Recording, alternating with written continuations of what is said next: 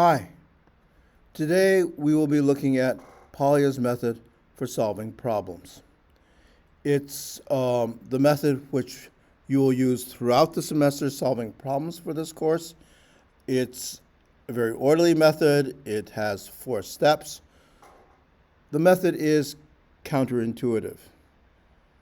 I think one's natural inclination when one sees a problem is usually there's a bunch of words, and then after the bunch of words there's a question asking you to do something. And I think the natural inclination is to get straight to the question and start doing the things that you're asked that you're being asked to do. And Polya's method says, no, before you do that, the first thing you should do is ignore the question which tells you the activity you're supposed to do. Just look at the words on top and understand the facts of the situation you're being presented. Understand the facts in the problem. And only when you feel that you understand the facts in the problem do you start developing a plan. And sometimes developing a plan, you'll realize that you may have to consider some auxiliary problem before you can look at the main question which is being asked. That happens sometimes. When you have the plan or the beginning of a plan, you start executing the plan and you will come to a solution. And after you've gotten the answer comes a 4th step which will become increasingly important as you progress in your STEM professional careers, which is to reflect on the answer that you've come up with and think about the work you've done and let your mind go to wherever it's going to go. So in the next part of the video, we're going to give an example of using Polya's method. There is a PowerPoint file in Files in this course entitled Polya's Method, Leave 4 Squares. And please pause this video while you open up that PowerPoint file. Great. So if you now have the PowerPoint file, and I think many of you will have opened it up and you'll have read the question, which is leave 4 squares, change the positions of 2 matches in the figure below to reduce the number of unit squares from 5 to 4. Loose ends, matches not used as sides of unit squares are not allowed. And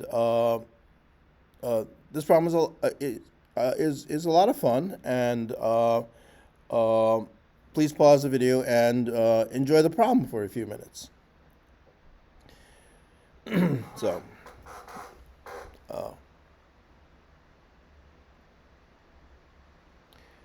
So great.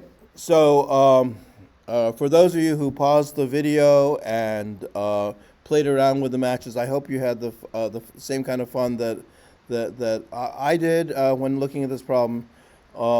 I must confess that when I started working on the problem for a few minutes, I didn't get the answer. But I did still had fun, and I hope you had fun too. Okay, so we didn't get an answer. What did we do wrong? Well, we didn't follow Polya's method, and we just started doing the question that's being asked. And what we're supposed to do is understand the facts in the problem.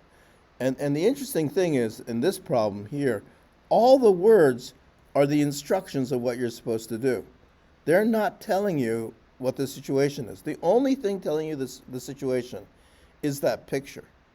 And so Polya's method is saying, skip all the words in the problem, just stare at the picture and figure out what it's a picture of. So pause the video again, and this is a hard step. Pause the video again, and remember, it's asking you to understand the facts of the problem, not to repeat things. Okay, so just look at the picture, pause the video, and let's see what we can come up with.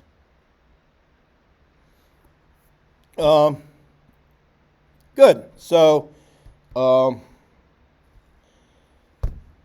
look at that picture. Well, there's a bunch of matches and squares. 5 squares. 5 squares. There are 16 matches. 16 matches and 5 squares. Okay, so then we read the problem, and we recognize that if you've got 16 matches and I'm supposed to make 4 squares, Well, each square has 4 matches.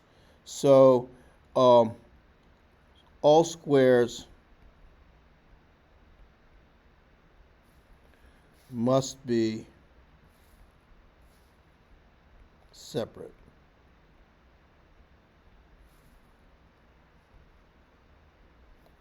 So let's see.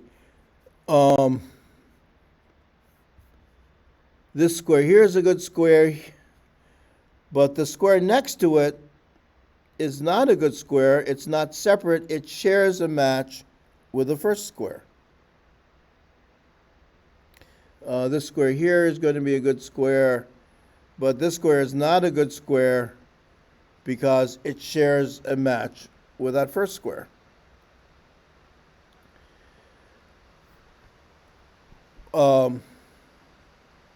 Now that we've understood the situation, the 16 matches, and we saw that with 16 matches and with making 4 squares that we need to make the 4 separate squares, let's solve the problem.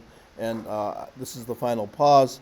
And please pause the video and solve the problem with what we have now.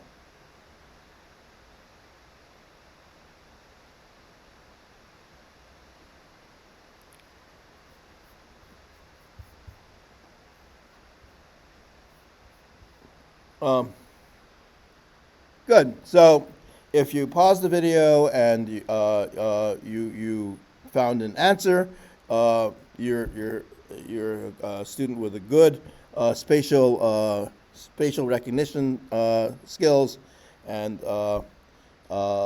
if not, if you didn't have a chance to look at the problem, let's see what we can do. We're going to have to move 2 matches. So which match should we move? This match is in the bad square, and it's not in any other squares but the bad square. I'm going to want to move that one. And let's see. I think I'll want to move that one too. So if those are the 2 matches I want to move, I want to make a square, a 4th square. Here, I can see it.